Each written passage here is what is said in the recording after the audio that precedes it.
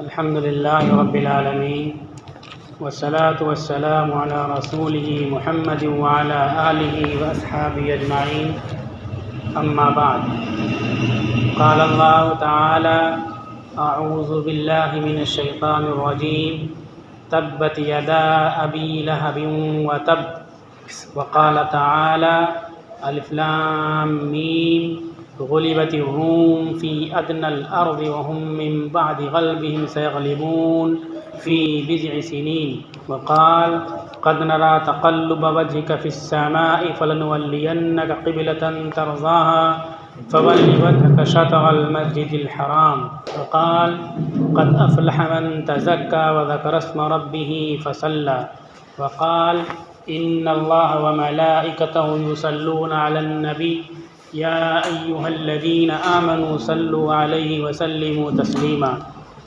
صدق اللہ العظیم۔ معزز سامعین، ہجرت کے دوسرے سال غزوہ بدر کا اور بہت سے معاملات پیش آئے۔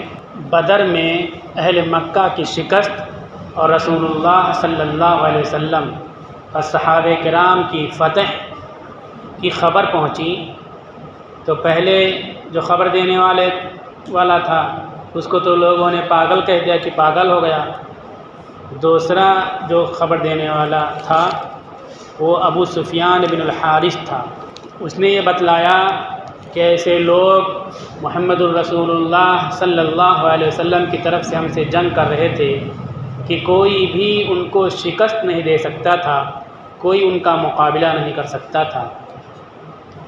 ابو رافع جو رسول اللہ صلی اللہ علیہ وسلم کے آزاد کردہ غلام تھے، ابن حضرت عباس اور ام الفضل ان کی بیوی ام الفضل، تینوں ایمان لا چکے تھے اور مکہ ہی میں انہی کے درمیان رہتے تھے، ان کے منصوبوں کو جانتے تھے، سمجھتے تھے، پھر مدینہ پہنچاتے تھے اور اس لحاظ سے مسلمان اپنا انتظام و تیاری حفاظت کا نظم و نسق کرتے تھے۔ ابو رافع اندر سے مسلمان تھے، ظاہر میں نہیں دکھاتے تھے اپنے کو، چھپ کر کے۔ انہوں نے کہا کہ اللہ کی قسم وہ فرشتے تھے۔ اس پر ابو لہب نے بہت زور سے چانٹا مارا، تماچا مارا ابو رافع کو۔ پھر 7 دن بعد یہ ابو لہب بھی ہلاک ہو گیا، اتنی بری طرح سے مرا تڑپ تڑپ کر کے کہ کوئی گھر کا قریب نہیں آیا اور کئی دن تک لاش گھر میں پڑی رہی۔ اس کی اولاد، گھر کے لوگ اس کے قریب نہیں آئے۔ حبشی غلام آئے، لکڑی سے انہوں نے کھینچا اور کھینچ کر کے گھسیٹ کر کے گڑھے میں لے جا کر کے ڈال دیا، پتھر سے پاٹ دیا، یوں ہی کوئی رسم، کوئی اظہار ہمدردی کی کوئی تقریب اس طرح سے کچھ نہیں ہوئی۔ اللہ تعالیٰ نے اس کے بارے میں کہا تبت یدا ابی لہب وتب ما اغنی عنہ مالہ وما کسب، کہ ابو لہب کے دونوں ہاتھ ہلاک ہو گئے، اس کو اس کے مال نے فائدہ نہیں پہنچایا، اس کی اولاد نے فائدہ نہیں پہنچایا، اور ان قریب وہ آگ میں ڈالا جائے گا۔ دنیا میں اس کا یہ انجام ہوا۔ یہ تو انجام ہوا کفار کا، مشرکین کا اور ابو لہب کا، جس نے آپ کی پیدائش پر لوگ کہتے ہیں کہ جشن منایا تھا۔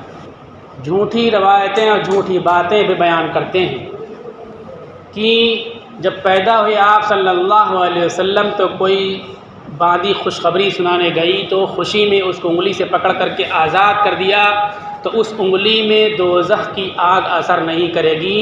پیدائش کی خوشی منائی تو انگلی میں دوزخ کی آگ نہیں اثر کرے گی، اس لیے خوشی مناؤ۔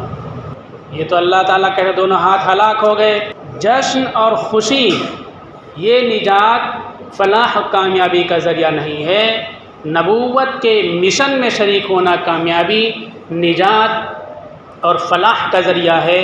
صحابہ مشن میں شریک تھے، نبوت کی تحریک میں شریک تھے، تو فرشتے آسمان سے اتر رہے تھے۔ اس نے جشن منایا تھا، وہ تباہ ہو رہا ہے۔ مشن کے خلاف تھا، وہ تباہ ہو رہا ہے۔ اس کی تباہی کا اعلان قرآن میں ہو رہا ہے۔ اس لیے ہم لوگوں کو نبوت کے مشن میں شریک ہونا چاہیے، کوئی ایسا کام نہیں کرنا چاہیے جس سے نبوی مشن کو نقصان پہنچتا ہو، دین کو نقصان پہنچتا ہو۔ آپ کی سیرت، آپ کے کردار پر حرف آتا ہو، ایسا کوئی کام نہیں کرنا چاہیے۔ اسی سال ایران شکست کھا گیا۔ ایران مجوسیوں کا، بت پرستوں کا ملک تھا، آگ پوجنے والوں کا ملک تھا، مشرکین کا تھا، اور روم اہل کتاب کا ملک تھا، عیسائیوں کا ملک تھا۔ ایران روم پر جیت گیا تھا، تو مشرکین مکہ بہت خوشی منا رہے تھے۔ مشرکین کی عادت ہوتی ہے جہاں سے بھی اسلام اور مسلمانوں کو نقصان کا ان کو خیال آتا ہے، اس طاقت کو مضبوط کرنے کی کوشش کرتے ہیں اور فوراً وہاں دوستی جوڑنے کی کوششیں کرنے لگتے ہیں، ان کی فتوحات پر خوشیاں مناتے ہیں، اپنی آگاڑی پچھاڑی کی کوئی ان کو فکر نہیں رہتی ہے۔ تو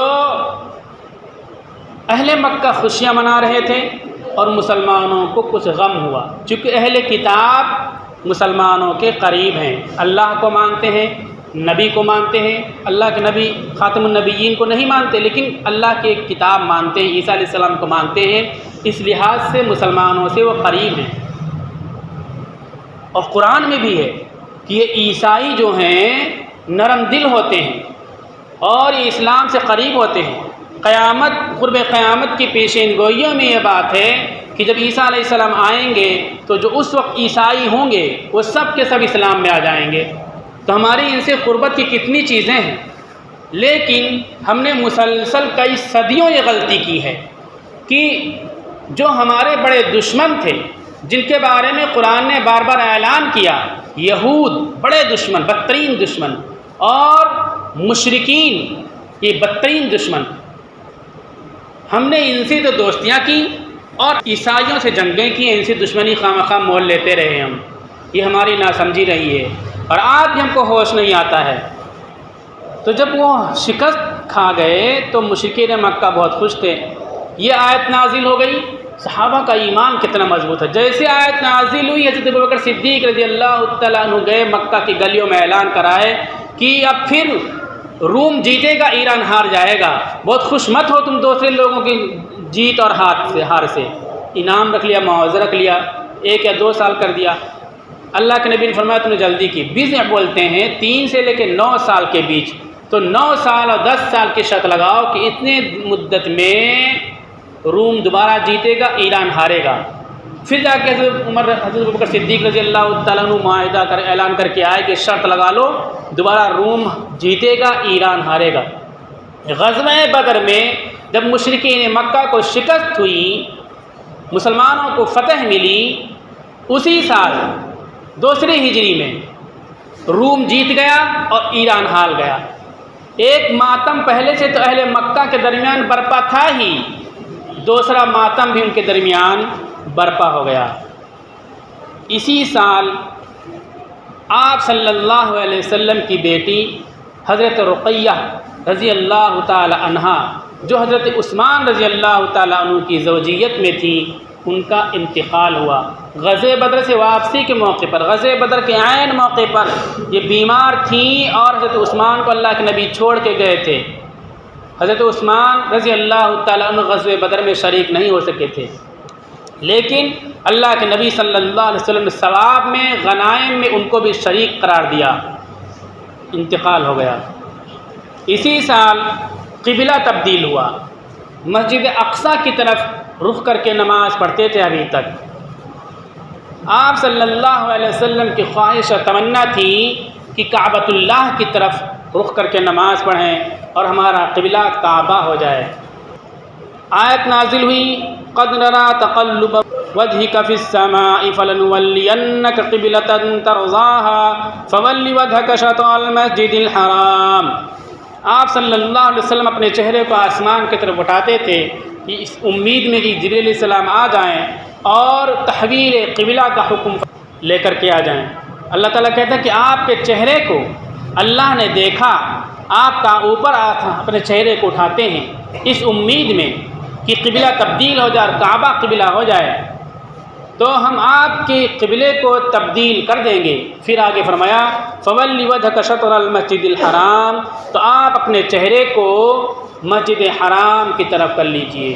یہ بنی سلمہ ایک مسجد ہے، وہاں آپ نماز پڑھا رہے تھے، ظہر کی نماز میں یہ حکم نازل ہوا اور نمازی کے عالم میں آپ نے قبلہ تبدیل کر لیا۔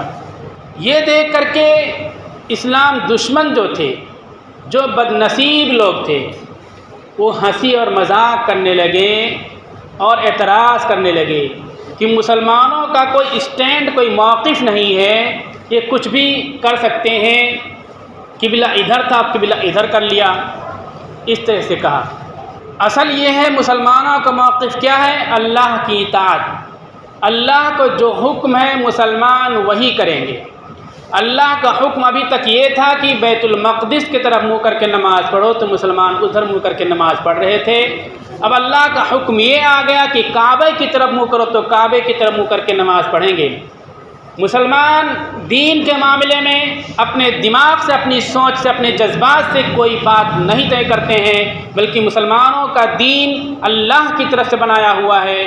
اللہ کا جو حکم ہے اسی کے مطابق مسلمان زندگی گزارتے ہیں اور گزاریں گے۔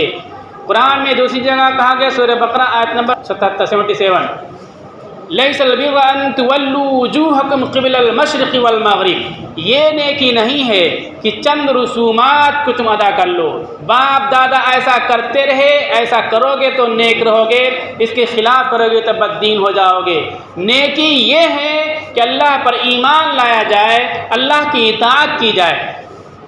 ایک حلال روزی رکھی ہوئی ہے، آم ہے، کیلا ہے، بریانی ہے، چاول ہے، دال ہے، بافلے باٹی کھانے کی ہر چیزیں رکھی ہوئی ہیں، لیکن مسلمان رمضان میں روزے کی حالت میں صرف اس لیے نہیں کھاتا ہے کہ اللہ نے منع فرمایا ہے کہ روزے کی حالت میں دن میں یہ چیزیں نہیں کھا سکتے، اپنی کمائی ہے، حلال کمائی ہے، حلال چیز ہے، لیکن مسلمان صرف اللہ کا حکم جان کر کے نہیں کھاتا ہے۔ افطاری کا وقت ہو گیا، اذان ہو رہی ہے، سورج ڈوب گیا، فوراً کھانا شروع کر دے گا۔ اس وقت اگر کھانے میں تاخیر کر دے، لیٹ کر دے، تو مسلمان گنہگار ہوگا، قیامت کی بری علامت بن جائے گی۔ اللہ کے نبی نے فرمایا قرب قیامت میں لوگ افطاری میں لیٹ کیا کریں گے، پتہ چلا کہ جلدی افطاری کر لو جیسے وقت ہو جائے۔ تو مسلمان تھوڑی دیر پہلے نہیں کھا رہا تھا، اپنی کمائی نہیں کھا رہا تھا، حلال روزی نہیں کھا رہا تھا، لیکن جیسے ہی سورج ڈوبا فوراً کھانے لگا۔ وہاں یہ دکھاتا ہے، یہ اسلام مسلمانوں کو سکھاتا ہے کہ مسلمان اللہ کے حکموں کا پابند ہوتا ہے، اپنی خواہش، اپنی مرضی، اپنی سوچ کا پابند نہیں ہوتا ہے۔ مسلمانوں کی سوچ، اس کی فکر، اس کا عمل اللہ کے حکموں کے ساتھ مربوط ہوا کرتا ہے۔ چنانچہ اللہ نے حکم دیا کہ اب کعبے کی طرف تم منہ کرو، تو بیت المقدس کو چھوڑ کر کے کعبے کی طرف مسلمان نماز پڑھیں گے۔ اس پر کوئی اعتراض کرے، ہنسے، وہ ہنستا رہے، چونکہ مسلمان اللہ کے حکموں کا پابند ہوتا ہے۔ اسی درمیان مکہ میں جب یہ پیغام پہنچا، یہ خبر پہنچی، تو دو لوگ حتیم میں، کعبہ جو ہے عمارت جو نظر آتی ہم کو اتنا ہی کعبہ نہیں ہے، بلکہ کعبہ آگے جو دیوار گھری ہوئی ہے اس کو حتیم کہتے ہیں، وہ بھی کعبہ ہی کا حصہ ہے۔ اس کی لمبی طویل کہانی ہے۔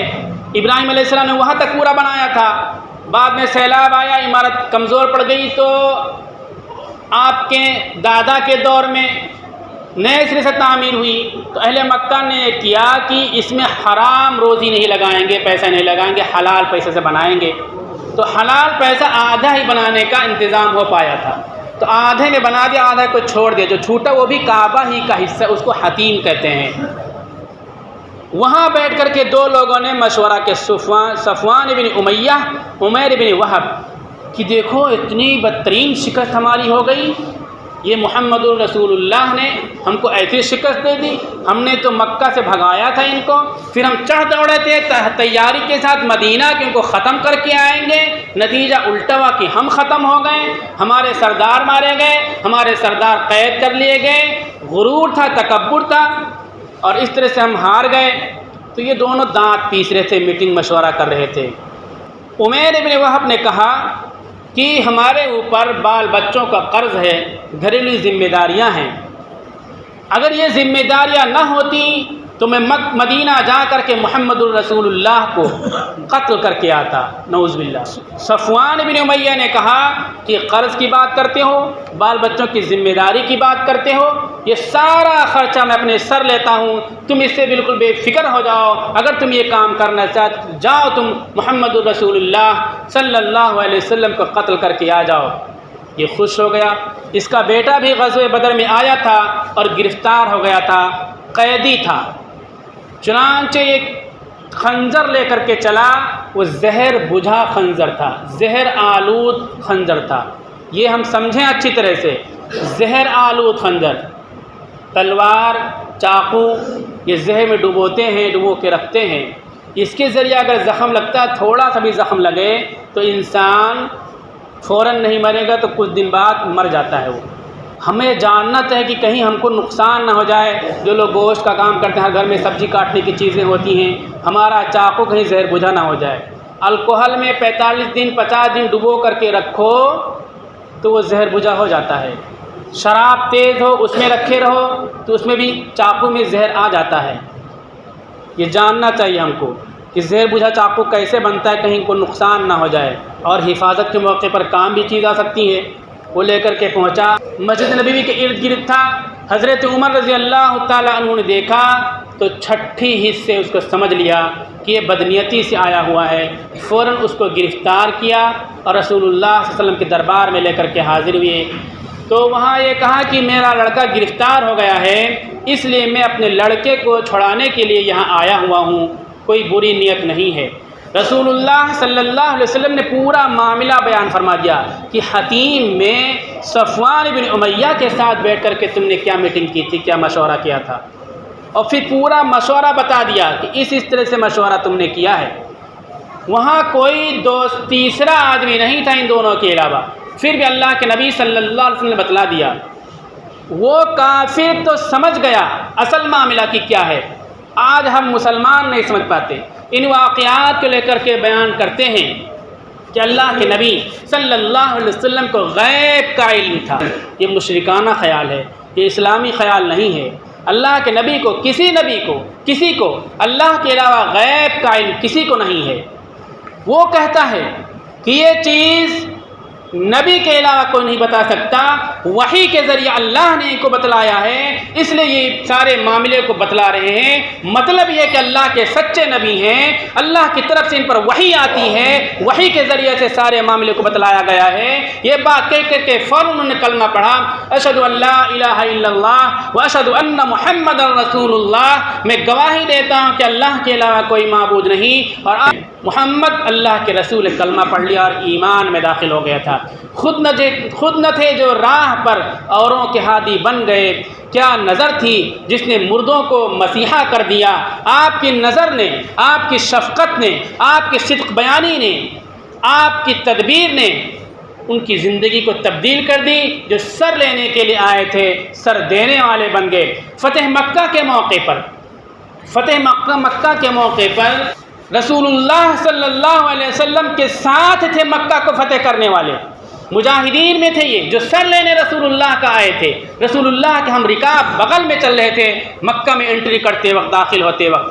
اس موقع پر انہوں نے کہا کہ اللہ کے نبی صلی اللہ علیہ وسلم، صفوان بن امیہ جس نے ہم کو بھیجا تھا آپ کا سر لینے کے لیے، وہ بہت ڈرا ہوا ہے، بہت خائف ہے کہ آج آپ نے مکہ کو فتح کر لیا، وہ دشمن تھا، آپ کو قتل کرنے کے لیے مجھے بھیجا تھا، وہ ڈرا ہوا ہے، آپ اس کو درگزر فرما دیں، وہ آپ کے دربار میں آنا چاہتا ہے۔ رسول اللہ صلی اللہ علیہ وسلم نے فرمایا آج معافی کا دن ہے، معافی کا اعلان عام ہو چکا ہے۔ انہوں نے کہا کہ نہیں، ہم کو کوئی پروف دے دیجئے، کوئی ثبوت دے دیجئے جس کی بنیاد پر جا کر کے ہم اس کو کہیں کہ اللہ کے نبی نے تم کو معاف کر دیا ہے، تمہارے کسی جرم کی تم کو سزا نہیں دی جائے گی۔ آپ صلی اللہ علیہ وسلم نے اپنا ردائے مبارک اتارا اور ان کو دیا، وہ گئے صفوان کو دیا، صفوان نے آپ کے چادر کو اوڑھا اور دربار نبوت میں حاضر ہوئے اور آ کر کے کلمہ پڑھا۔ اسی سال 2 عیدیں، صدقہ فطر، زکوٰۃ کا نصاب اور درود و سلام کے بارے میں احکامات نازل ہوئے۔ اسلام میں 2 عیدیں ہیں، دو عیدیں اسی سال نازل ہوئیں، صدقہ فطر کا نظام نازل ہوا اور زکوٰۃ کا جو نصاب ہے سال گزر جائے اس پر اتنا یہ احکامات نازل ہوئے۔ دو کے علاوہ تیسری عید نہیں ہے، کتنی ناسمجھی نادانی کی بات ہے۔ اعلیٰ حضرت مولانا احمد رضا خان فاضل بلیوی رحمۃ اللہ علیہ فتح رضویہ جلد نمبر 26 صفحہ نمبر 412 لکھتے ہیں کہ رسول اللہ صلی اللہ علیہ وسلم کی پیدائش 8 ربیع الاول کو ہوئی تھی، 8 ربیع الاول کو، اور اسی میں لکھتے ہیں کہ آپ کی رحلت ہوئی ہے، آپ نے جو پردہ فرمایا ہے، آپ کی جو وفات ہوئی وہ 12 ربیع الاول کو ہوئی تھی۔ آج ہم 12 ربیع الاول میں ایک نئی عید مناتے ہیں، جس دن رسول اللہ نے دنیا سے پیدا فرمایا، جس دن آپ کی وفات ہوئی، اور عجیب بات اس کا پیدائش کا یوم پیدائش نام رکھتے ہیں۔ کیسی ناسمجھی نادانی میں مبتلا ہیں۔ اور دیکھیے ان دین کو بدنام کرنے کے لیے کتنی ناسمجھی کرتے ہیں۔ ایک ویڈیو چل رہا ہے، فلاں مسلک والے ایسے، فلاں گالی گلوچ چل رہی ہے، ناسمجھی۔ پیدائش ہوئی 8 کو تو 8 کو مناؤ، اگر منانے کا شوق ہے تو 12 کو کیوں مناتے ہو؟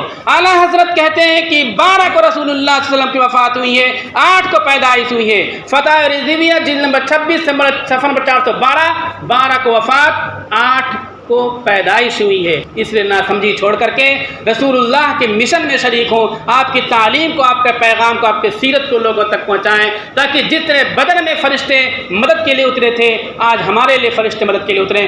اگر فرشتے ہماری مدد کے لیے نہیں اترتے ہیں تو دنیا کی کوئی طاقت ہماری مدد نہیں کر سکتی ہے۔ دشمنوں کے جو منصوبے ہیں، ان کے جو عزائم ہیں، ان کے جو پلان ہیں، ان کے پاس جو وسائل ہیں، ان کے پاس جو طاقتیں ہیں، کہیں سے کہیں تک ہمارے پاس طاقتیں نہیں ہیں۔ مدد آ سکتی ہے تو آسمان سے مدد آ سکتی ہے، آسمان سے مدد اسی وقت آئے گی جب ہم نبوت کے مشن میں شریک ہو جائیں، لغو جشن اور دوسری چیزوں کو چھوڑ دیں۔ اللہ تعالیٰ سمجھ عطا فرمائے۔